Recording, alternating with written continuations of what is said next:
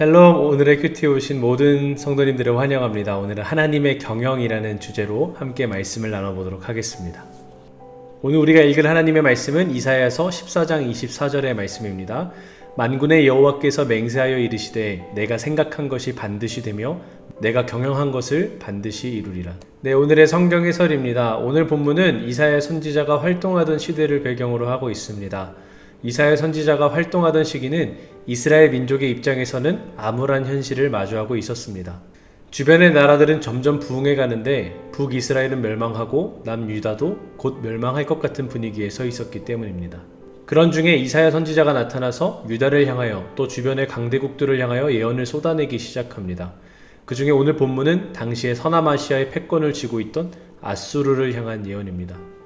그 예언은 이렇게 시작합니다. 전능하신 하나님이 말씀하십니다. 내가 생각하는 것이 이루어지고 내가 계획한 것은 반드시 성취될 거다 라고 선포합니다. 네, 세계 4대 문명이 있죠. 4대 문명 중에서 특별히 인류의 시작, 또 가장 먼저 문명을 이루었다라고 볼 수 있는 곳 중에 하나가 메소포타미아 문명입니다. 그럼 메소포타미아의 문명에서 패권을 쥐고 있다라는 상징이 되는 것은 무엇일까요? 바로 유프라테스 강, 유브라데 강과 티그리스 강을 끼고 있는 국가가 패권을 쥐고 있었습니다. 전통적으로 물을 쉽게 구하기 어려웠던 당시의 상황에서 강을 끼고 있다는 것은 여러 가지의 이점을 가지고 있었습니다. 나라가 발전할 수 있는 이점도 있고요. 물류의 장점도 많이 가지고 있었습니다. 그런 정황에서 아수르는 서남아시아의 당시의 패권국이었습니다. 왜냐하면 두 얘기했던 유브라데 강과 티그리스 강을 가지고 있던 나라였기 때문이었습니다. 그런 가운데 아수르는 점점 부흥해 가는 시기, 가장 전성기를 누리고 있는 그 시기에 오늘 이사야 선지자가 이렇게 선포하는 겁니다.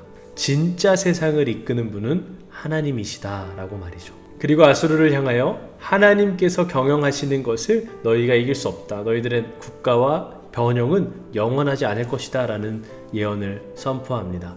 그러면서 결국에는 하나님의 예언대로 모든 것이 이루어져서 아수르는 점점 패망하여 가고 바벨론이라는 신생국가가 일어나게 됩니다.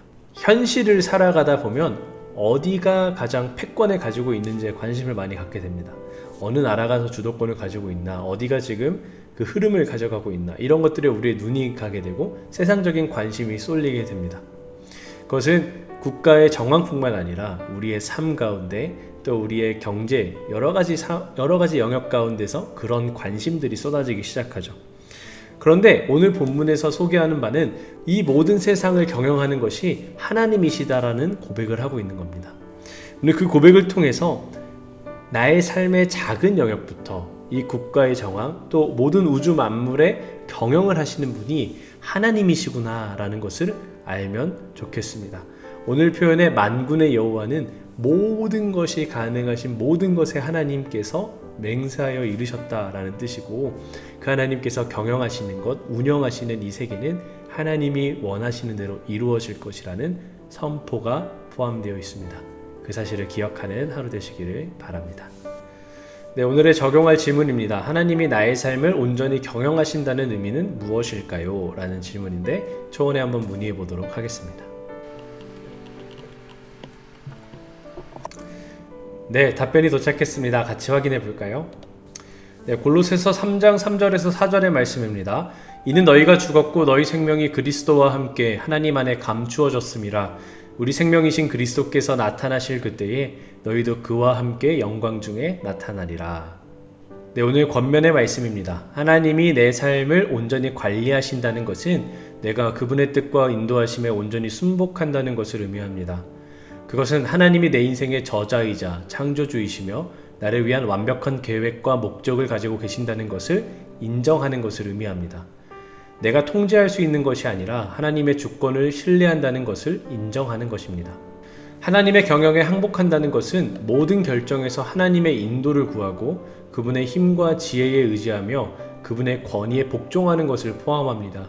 그것은 매일 나의 욕망과 야망, 계획을 하나님의 뜻에 맞추기 위해 포기하는 것입니다. 하나님의 경영을 신뢰하면 그분이 나의 유익과 그분의 영광을 위해 모든 것을 함께 일하신다는 것을 알기 때문에 평화와 확신 그리고 목적의식이 생깁니다. 네, 오늘 말씀을 통해서 우리가 알아볼 수 있었던 것은 우리가 보다 보면 어디가 지금 핫한가, 어디가 지금 주도권을 갖고 있는가에 우리가 관심을 갖습니다.